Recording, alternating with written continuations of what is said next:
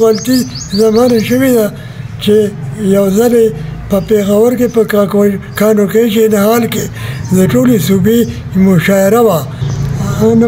ما وکتل نو کتل غني خان په کته رو کې په کرسۍ ناست و.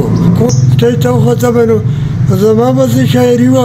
هلته خو لوی لوی شاعرانو یو قطعه وویله چې ټای مې غاړه کې سرباندې ځله کني د جغ د مې سټ خوږ ایستی دی پتلونه ستا نه مې بس دا ګیله ده. غني خان چې الله پاک وبخي نو په منډله منډه سټیج ته راغی.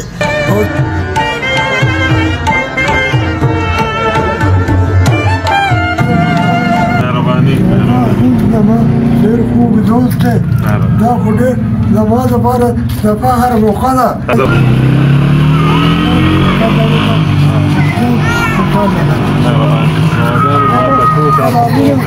حبیب صاحب ته ټوله خبر به ټوله ورکړي ټولو ته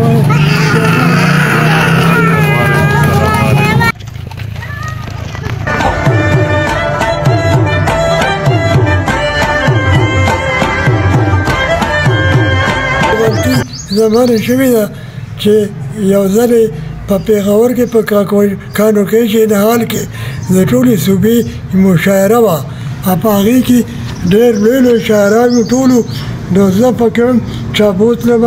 زه هغه وخت کې کم عمر والا وم چې په سټیج ته زه رالم. ما وکتل نو کتل غني خان په کته رو کې په کرسۍ ناست و. کوټ پتلونې باقاعده اچولي وو. سټیج ته وختم نو زما بسې شاعري وه. هلته خو لوی لوی شاعرانو نو ما هسې بس ذهن داسې راله د ټایي مایي نو هغه وخت کې ما یو قطعه وویله چې ټای مې غاړه کې سرباندې ځله کني د جغ د مې سټ خوږ ایستی دی پتلونه ستا نه مې بس دا ګیله ده چې د پښتون نه دی توږ ایستی دی. غني خان چې الله پاک وبخي نو په منډله منډه سټیج ته راغی او زه یې ونیوم. ته د کوم دی؟ زه د یعقوبي عروسي ده. ښه بیا کېناست ما پسې دا سړی یو څو ورځې پس راغی چې خان موی چې راشه. بس زه خو ملازم وم سکول کې. یاره هسې نه دا سیاسي خلک دی لانجه پکې جوړه شي. غلطي وکړه بیا زه نو زه اوس خفه یم. زه ولې غني خان نو وطن هغه د ادب مونته وي لدا جی چې زه په دې نوې کلي کې شعر کړی چې اوس ورته وایي کې زه هلته سبق مې د اووم جماعت نه تر یو 51 ویلی دی. هلته مې استادي هم کړې ده تر 56 پورې. مینوش صاحب زموږ یو استاد و شیر محمد مینوش صاحب او یو قابل انسان و. نو هغه چې زه تورنځی کې اوسېدم په کری یو کور کې نوکر و په کری په سکول کې. زه به مینوش لیدم حجرې ته تلم او هغه سره به ما ګپ لګو او هغه به چې د هغه دا یو خوی و چې عجیبه د هغه خوی و چې هغه به موږ خبره ورته وکړه شروع وکړه نو هغه به خبره شروع کړه نو هغه به لګیا و هغه به نه ودرېده موږ به بدلېدلو هغه به نه ختمېده.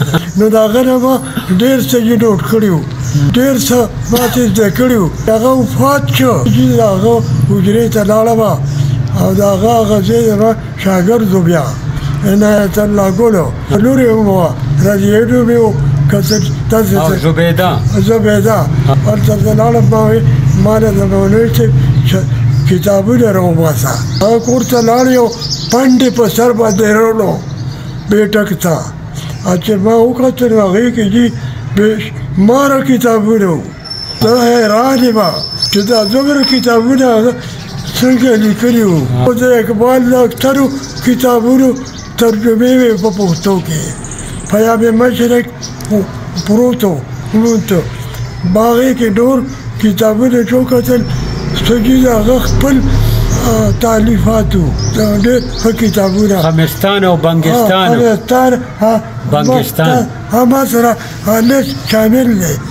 ما دا ډېره غلطي وکړه چې هغه پټ ما هغه له ورکو بیا دا کور سنبال کېده چا له مه ورکوه زه اوس خفه یم ځکه چې هغه ډېره لویه د غالب ترجمه یې مې کړې ده خپل کتاب مې ومو نور ومو هغه کتابونه لاړه روک شو اوس یې نوم نشان چاته نشته دا غلطي ما کړې ده که دې د بېنوی صاحب هغه ټوله ذخیره خزانه دې مونتې وه مونتې مې وه ما دا رانه وړه دا ژوند چې دی که نه جي دا ډېر مختصر دی نو دا ضایع کول نه دي پکار دې کې ګټه کول پکار دي او هغه ځان سره قبر ته وړو غواړي هغه بله ورځ یو قبر باندې موږ دوست مړو هغه اسرار صاحب خپل ملګری او زما کلاس فیلو په باره کې ما یو څو خبرې وکړې نو هغه یو خبره دا ده داسې هېڅوک نشته خپل ځان سره دنیا وړي هر سړی خپل ځان سره سزا وړي او جزا وړي او هلته خو په قبر کې تیرې دي رڼا نشته هلته د دنیا نه خلک ځان سره رڼا وړي ټولو وروڼو عزیزانو زما دوستانو هر انسان ته دا پیغام ورکوم چې دا دنیا لږه غونډه کې زندګي ده دې کې رڼا راجمع کړئ نو ځان سره قبر ته ووسئ نو هلته به بیا هغه دایمي شو زمونږ چې کوم دی رڼا